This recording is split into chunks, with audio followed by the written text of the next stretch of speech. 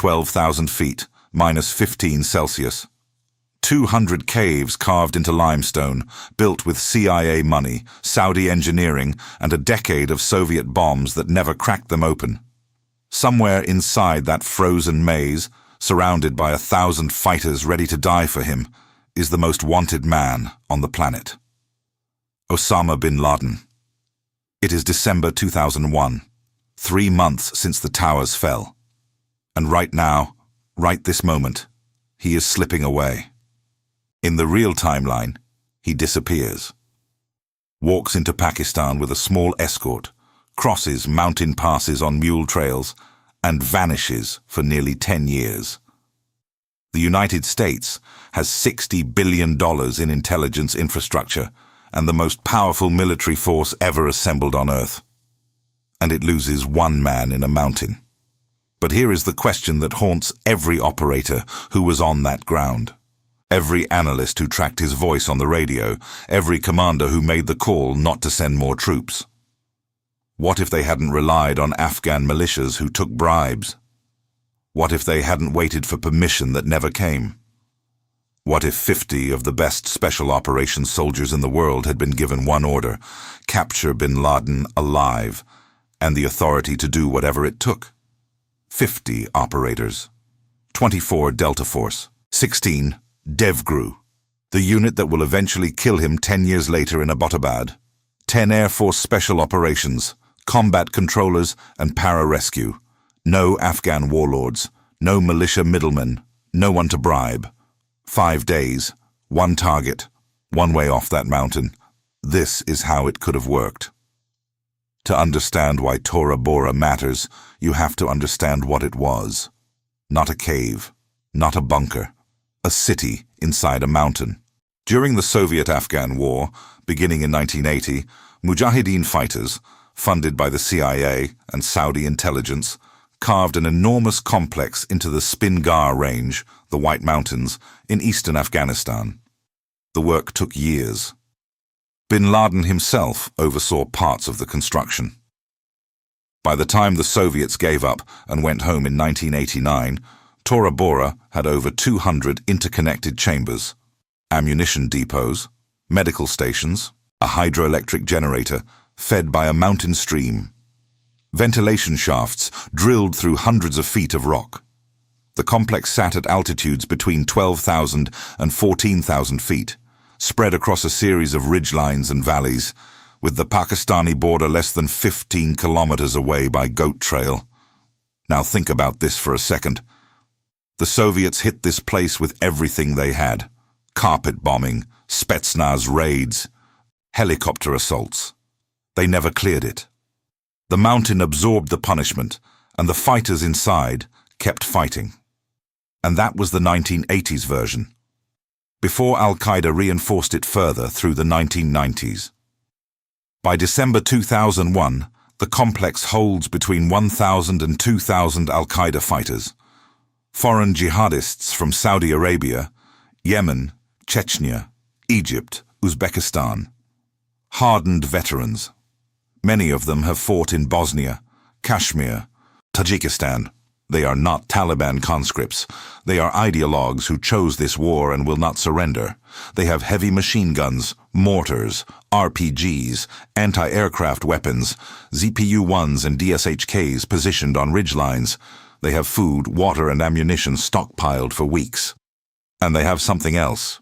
4 known escape routes leading southeast through mountain passes into Pakistan's federally administered tribal areas, specifically toward the town of Parachinar. Each route is a narrow trail, passable by foot and mule, invisible from the air under tree cover and rock overhangs. The trails cross into Pakistan's Kuram Agency, territory where the Pakistani government has limited control and where sympathetic tribal networks wait on the other side. Bin Laden knows every one of these trails. He helped build them. In the real battle, the American presence on the ground was shockingly thin. Gary Bernson, the CIA field commander, had his jawbreaker team. A handful of CIA officers and a small Delta Force element, fewer than 50 Americans total.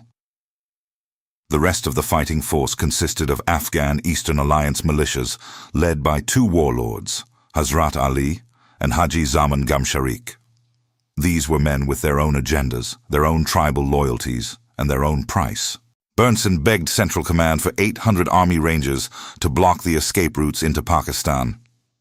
General Tommy Franks, operating under Defense Secretary Donald Rumsfeld's light footprint doctrine, said no. He believed the Afghan allies would hold. They did not hold. They took money. Al-Qaeda commanders paid Hazrat Ali's men to look the other way. And on or around December 12th, during a negotiated ceasefire that was nothing more than a purchased window, bin Laden walked out the back door. The United States Senate Foreign Relations Committee confirmed this in a devastating report published in November 2009. Tora Bora Revisited: How We Failed to Get bin Laden and Why It Matters Today. The conclusion was blunt. Bin Laden was within reach. The failure was a decision, not a circumstance. Here is what the 50 operators know that no one in December 2001 could have known. They know that bin Laden escaped between December 12 and 13 through the southeastern passes. They know the ceasefire was purchased. They know Hazrat Ali's militia cannot be trusted. They know that Pakistani intelligence, the ISI, had assets in the area facilitating the escape corridor. They know this because captured al-Qaeda fighters described the route in interrogations years later. They know this because documents seized from the Abbottabad compound in 2011 reference the escape in bin Laden's own correspondence. They know when. They know where. They know how. The mountain is not a fortress. It is a trap, if you know which doors to lock. The plan has 3 elements, 3 teams, 3 positions, 1 synchronized clock. Equipe Alpha. 24 Delta operators. Their job is pressure. Advance into the cave complex from the west, through the Malawa Valley, using the existing approach route. They do not need to clear every cave. They need to push, make noise, call in airstrikes, compress al-Qaeda fighters upward and eastward toward the passes. They are the hammer. Equipe Bravo. 16 DevGru operators. They are the anvil. Their job is the one thing that never happened in the real battle, blocking the 4 southeastern escape routes into Pakistan. They insert by MH-47 Chinook at night, 72 hours before the ceasefire window, into positions along the ridgeline trails between Tora Bora and Parachinar. Each 4-man element covers 1 trail, camouflaged, dug in, thermal scopes, claymore mines on the approaches, suppressed Mk-18 rifles. They carry 5 days of food, water, and ammunition on their backs, 55 kilograms per man. At 14,000 feet, every step costs twice the oxygen. Equipe Charlie.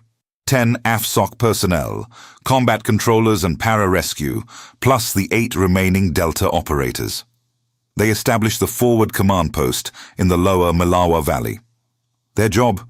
Coordinate close air support from B-52s, F-15Es, and AC-130 gunships. Run the RQ-11 Raven drones for real-time intelligence on movement in the passes, and provide medical extraction capability. 2 SOFLAM laser designators give them the ability to guide JDAMs within 3 meters of a target, even in mountain terrain where GPS signals bounce. Day 1. December 8th. The B-52 strikes begin. This part is real. It happened. Massive ordnance drops onto the ridgelines.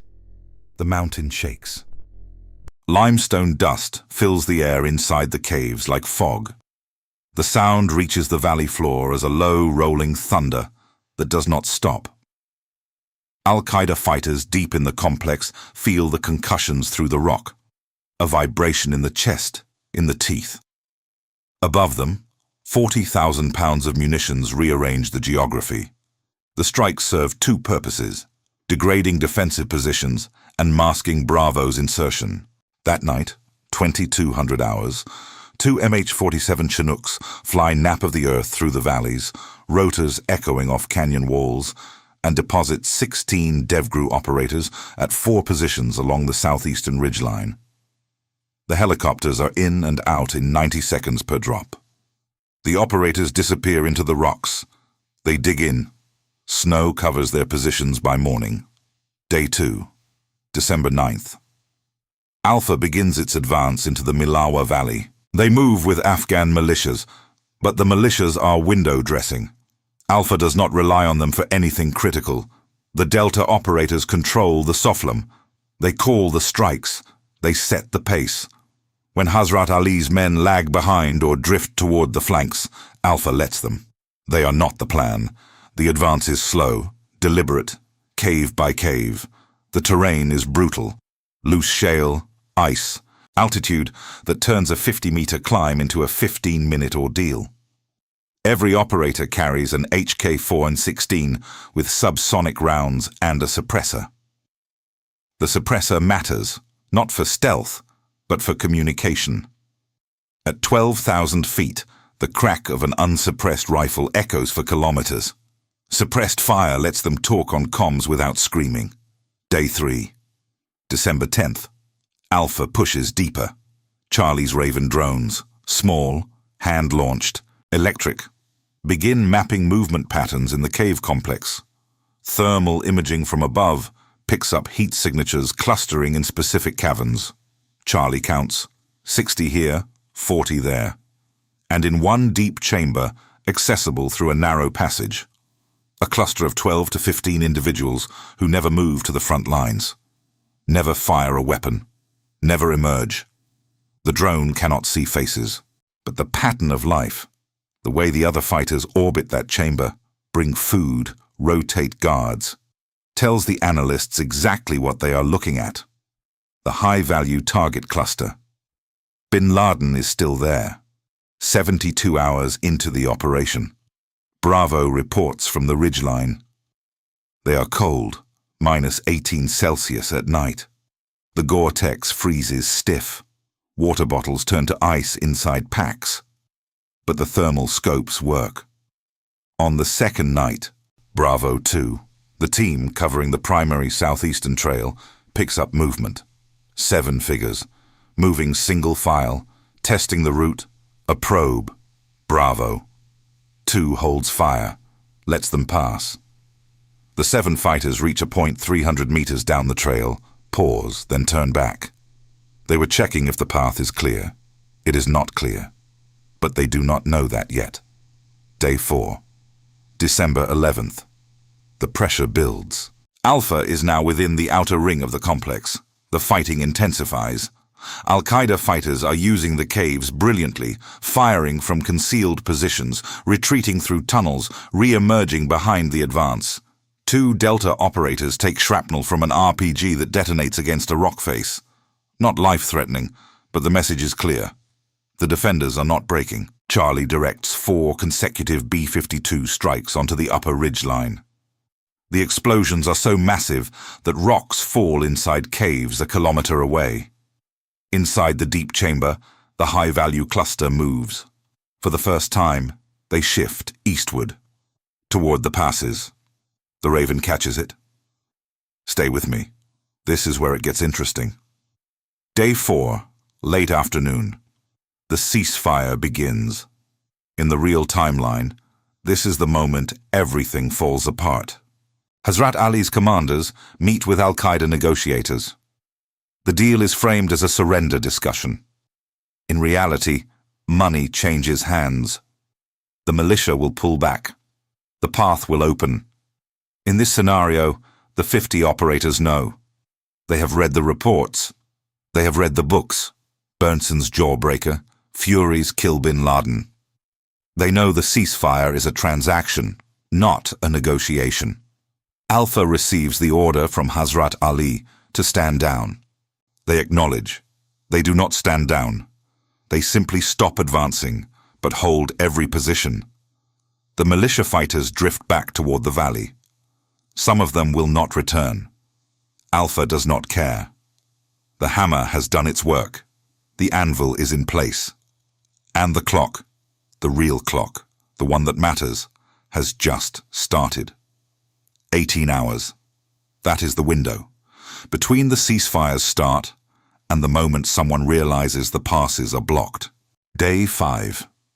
December 12th, 0200 hours. The mountain is quiet.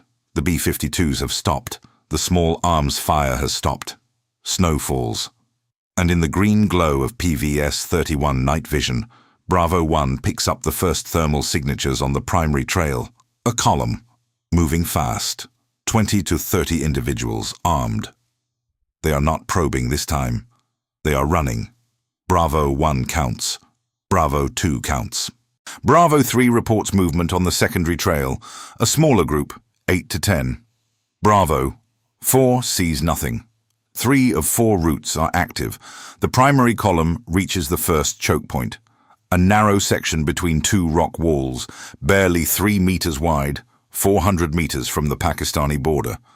Bravo 1 has 2 Claymore mines covering the point. 4 operators with suppressed Mk-18 rifles and thermal scopes. And Charlie, 8 kilometers back in the valley, has an AC-130 gunship orbiting at 22,000 feet.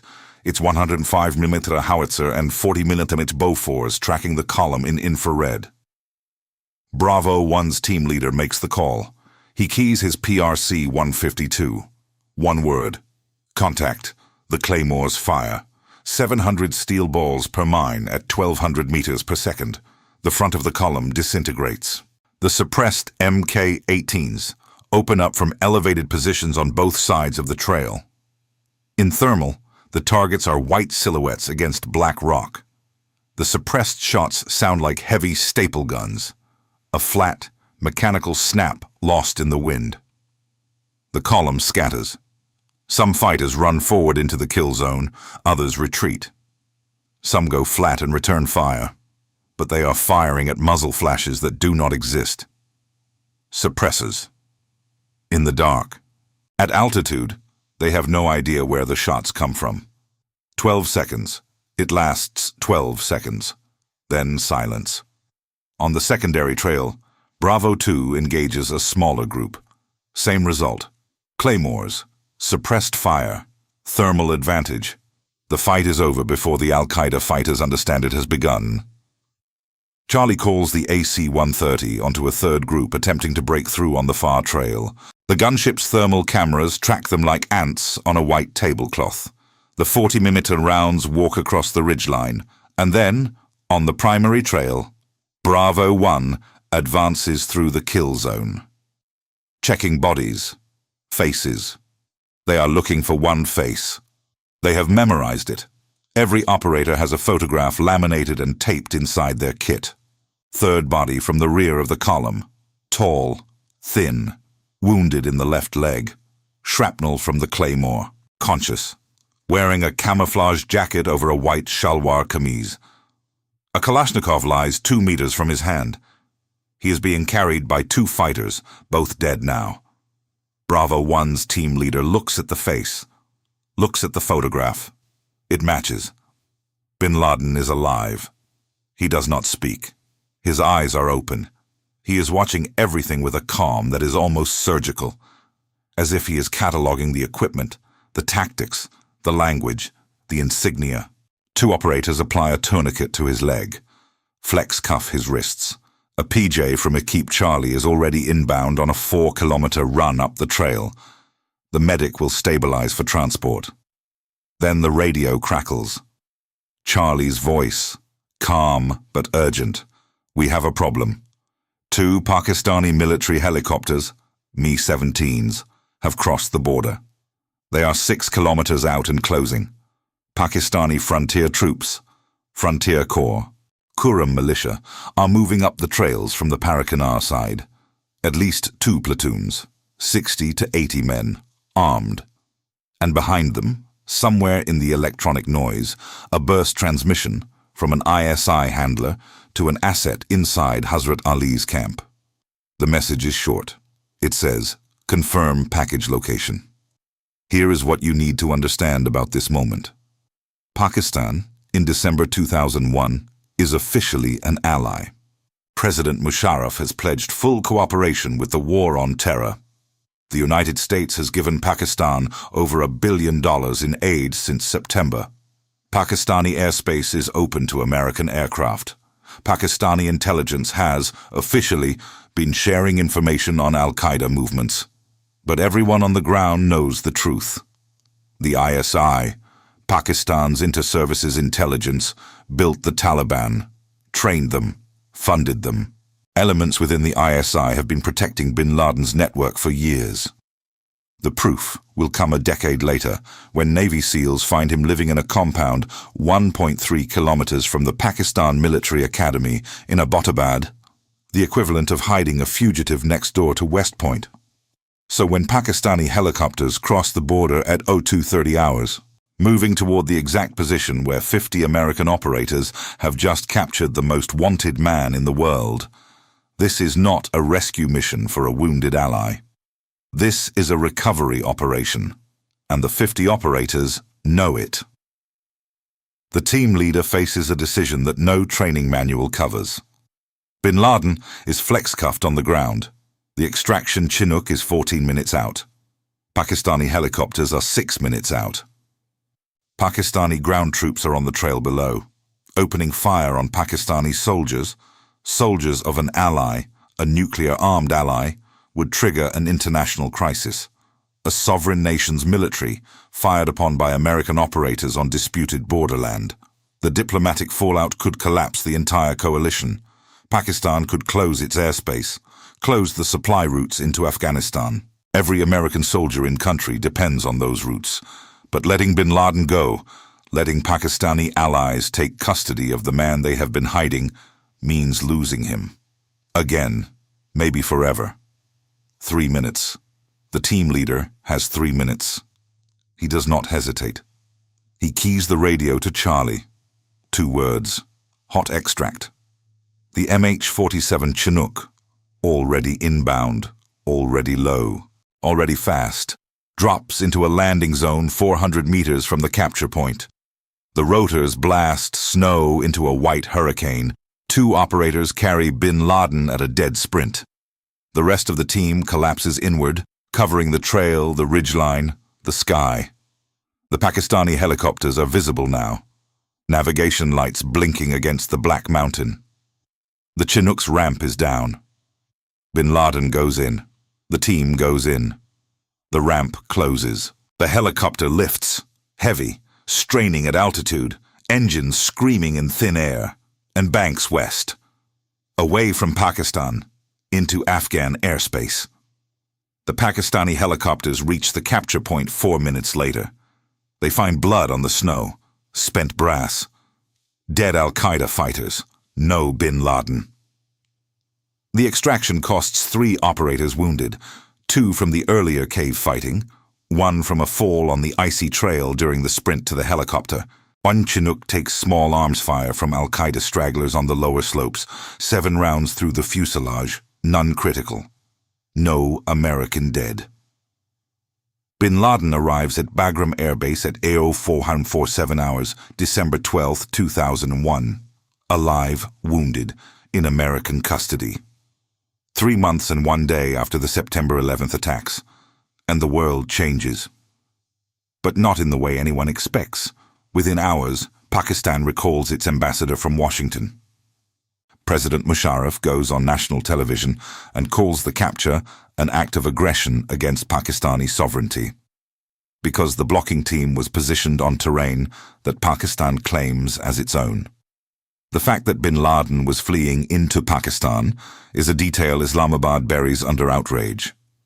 The ISI's role, the helicopters, the frontier troops, the handler's transmission, leaks within days. And suddenly, the question is not whether America caught bin Laden. The question is whether Pakistan was hiding him all along. 10 years before Abbottabad, the world is asking the same question that will eventually destroy the myth of Pakistani cooperation. Bin Laden alive is more dangerous than bin Laden dead. Not because of what he can do, but because of what he can say. In custody, he becomes the most valuable intelligence asset in modern history, and also the most volatile political prisoner since Rudolf Hess. every country that sheltered him, funded him, armed him. They are all exposed now. Saudi Arabia, Pakistan, Sudan, Afghanistan under the Taliban. The trial alone could redraw alliances for a generation. Was this better? Was it worth the cost? 3 wounded operators, a shattered alliance with Pakistan, a prisoner who becomes a symbol, a martyr in a cage. Or would it have been cleaner, simpler, to let the AC-130 finish the job on that mountain trail? A body in the snow, a DNA confirmation, no trial, no testimony, no geopolitical earthquake. That is the question the real commanders faced, in different form, at every stage of this war. Kill or capture, certainty or information, clean endings or messy truths. Could 50 operators have captured bin Laden at Tora Bora in December 2001? With the right intelligence, the right positioning, and the authority to act, yes. The mountain was not impenetrable, it was unblocked. The enemy was not invincible, he was unguarded at the exit. The real failure was not capability, it was decision. 800 Rangers, denied. A blocking force, never deployed. A ceasefire, never challenged. 50 operators. 5 days. 1 man. Would the plan have worked? Would you have fired on those Pakistani helicopters, knowing what it meant? Would capturing bin Laden alive have ended the war on terror a decade early, or just turned it into something worse? Drop your answer in the comments. Tell me which call you would have made, because someone had to make it. And in December 2001, on a frozen mountain in eastern Afghanistan, nobody did.